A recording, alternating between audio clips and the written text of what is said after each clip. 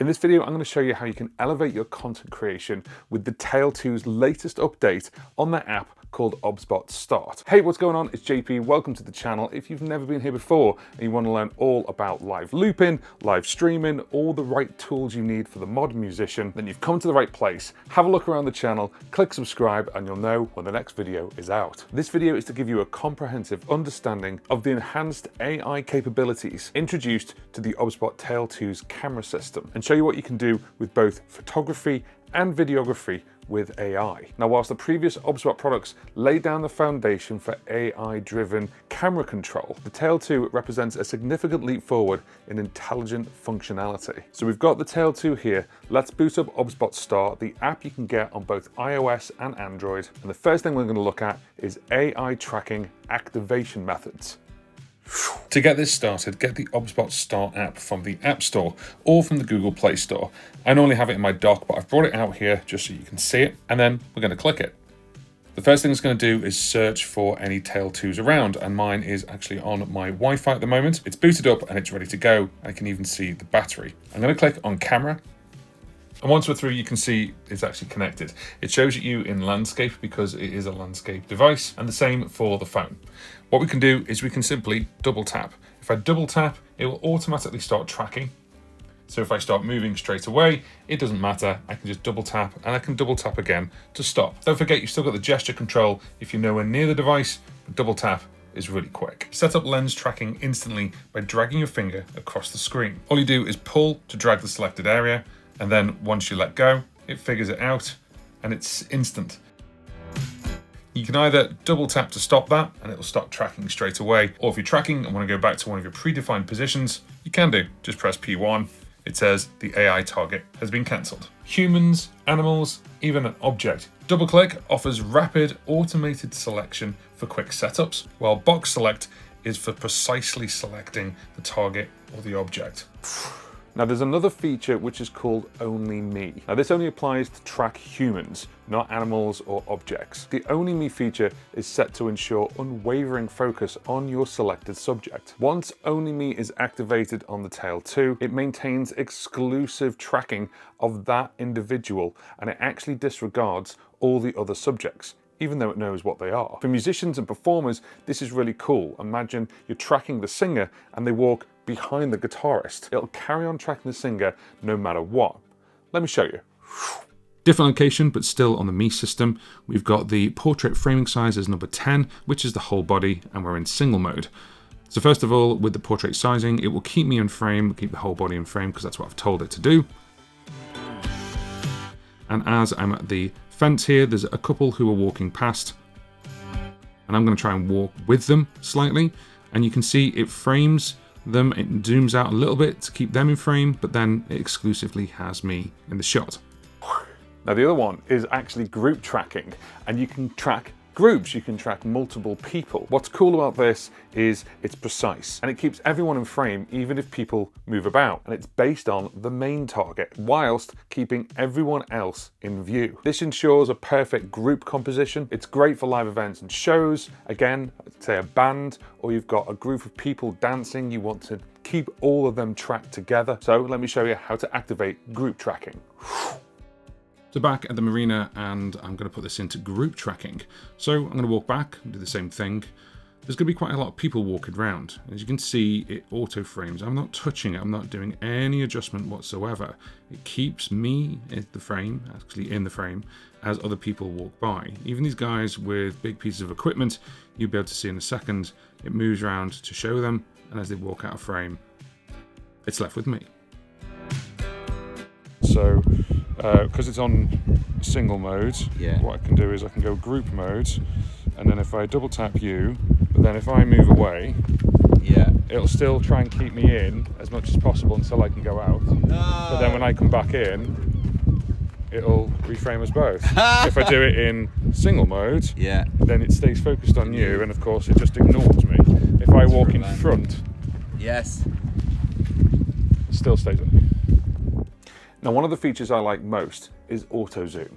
Imagine you're tracking someone, but as they get further away, it just stays like this because that is a digital SLR, but imagine it auto zooming in to make sure the person is in frame the most. That's really cool. And for live events and production events, that's the kind of thing you see on TV. Like they'll be filming a big concert or festival and they'll be tracking the person maybe walking down the stage. There's a cameraman behind that doing that. This can do this on its own, and it's delivering you professional quality results without manual adjustment. Now for this to work, we need to select a target. So let me select myself. And now we've selected me, I need to go into the AI menu, which is the bottom left-hand corner and just says AI. In this menu, the one we're looking for is a plus with AI, and it's next door to me. If I give this a click, it now shows me the different ratios. So if I was to take the iPad with me and I'll move around, what this is going to do is it's going to frame me accordingly. So right now it's framing me the way I've told it to. If I tell it to go to number 7, it'll automatically zoom to that area. It gives you a little diagram in the top right hand corner, which is really handy. And because it's a 5x digital zoom with a 12x hybrid, it means the quality stays really good. So I can click off, and then as I move forward, it will automatically readjust anyway. But let's just put it on 3. And as I move backwards or move forwards, it'll keep me in that frame. This is excellent for people on stage, and I'm not doing anything to this whatsoever. It's doing it on its own. Auto zoom will carry on until you tell it to do something different. And if you had more than one OBSBOT Tail 2, you could auto zoom on each individual person. OBSBOT has an enhanced human tracking algorithm. So that's how the intelligent auto zoom technology works. And once you've set it, you can leave it and it'll keep that ratio that you've set. Now you can add an extra dimension to the Human Tracking 2.0 with Tail 2's Zone Tracking feature. This lets you set specific boundaries where human tracking is active. This makes it perfect for multi-presenter setups or scenes with a dedicated performance space, like a stage or a specific area of a bar while you're performing live. You can do this. It's cool. So to do this, the Tail 2 is sitting on a tripod and we're looking at this backdrop.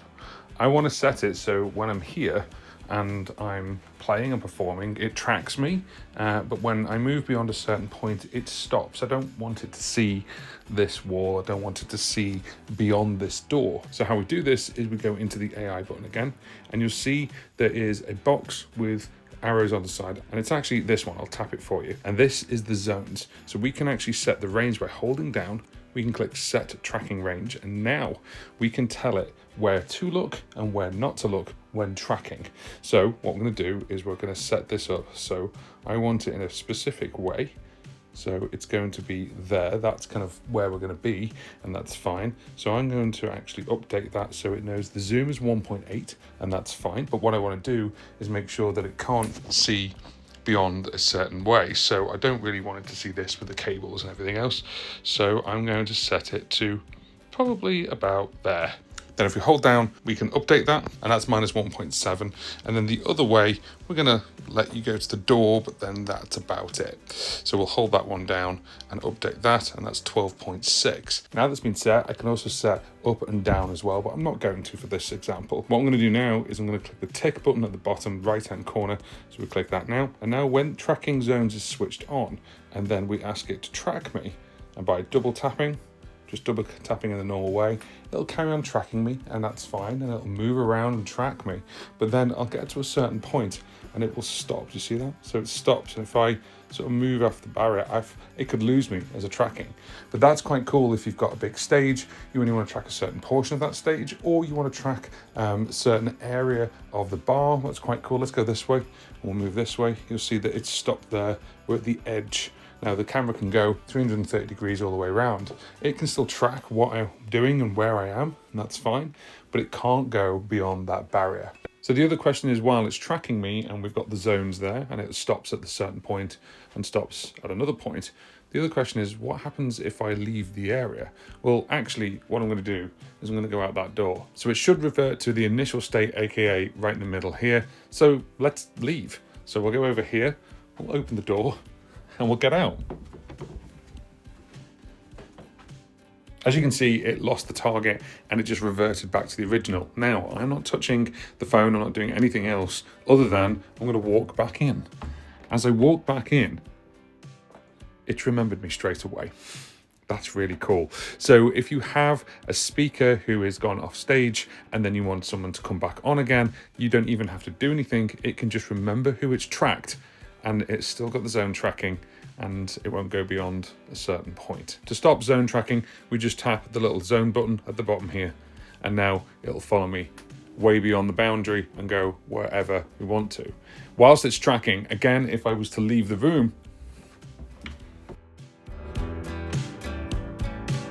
this time it's lost the target, but it's stayed at the last position. If I walk back in, it's picked the target up again, and of course, it then follows me until I tell it not to. Now, the other thing you can do is adjust the speed of tracking. The Tail 2 offers flexible speed settings. This is to match your subject's movement patterns. You can adjust over a wide range of different settings, or you can create custom settings, ensuring that the tracking is smooth, it's precise, and it's following who you want at the pace that you want. So for this, we're going back into the AI menu, and we go back here, and there's two options. If we're actually double tapping for me, for example, we go to our zone tracking, you've also got the auto zoom speed. So as you move between one position of, say, just my head and then another position, it'll actually change the speed, so we can have the speed fast or slow. However, the other one that we can talk about the movement and how it tracks you with the movement, is next door, and it's this little dial here. This little dial actually is on lazy right now, and you've got super lazy, lazy, slow, fast, crazy, and custom. So I'm going to change it up from lazy straight to crazy. So if we go to crazy, you'll see how quick and how sudden the actual movements are. If we go super lazy and I move across, it really is slow, and you've got that flowing motion. Custom is where you can actually change the pan and tilt axis. So I'm going to actually have the pan axis go sideways quite quickly, but the tilt axis is going to be quite slow. So I've got it in a really unique way where the pan is super quick, but the tilt is actually lazy and slow. And this is dependent on the subject you're following. You can build a custom speed to ensure you're tracking in the right way, regardless of the space that you're in. Now, with all these different features, you're using it for live, you're using it for live streaming, or you're recording, the Tail 2 is unmatched in AI tracking, and that's just the tip of the iceberg. And there's so much more to discover, with it being a PTZ-R camera, having horizontal lock, the 5x digital zoom, and all the connections on the back, its long battery life, and so much more. This is actually now my main production camera for my channel, because at its price point, it completely outweighs any digital SLR on the market. Now, I've got links in the description box if you want to go and pick one of these up. And if you want to have a look at all the things it can do on top of a digital SLR, have a look at this video right here.